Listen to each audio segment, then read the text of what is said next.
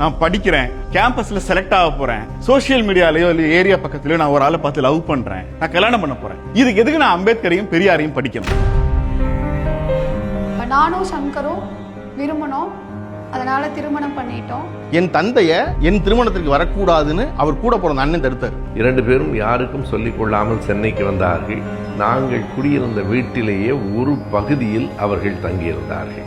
இருவரையும் அழைத்து வந்து வளகாப்புக்காக தன்னுடைய மகளை வந்து கூப்பிட்டு உட்கார வச்சு 100 அடிக்கும் மேல ஆழம் உள்ள ஒரு குழியில அந்த பையனை தலைகீழா கட்டி இறக்கி அப்படி கொளுத்திடுறாரு. இதே மாதிரி ஒரு படுகொலை நான் ஸ்கூல் படிக்கும் போது நடந்துச்சு, நான் பத்திரிகைக்கு ஜாயின் பண்ண பிறகு நடந்துச்சு, டிஜிட்டல் ஏரா, பிரிண்டிங் ஏரா, அதுக்கெல்லாம் முன்னாடி நடந்துச்சு, இன்னும் நடந்துகிட்டே இருக்கு.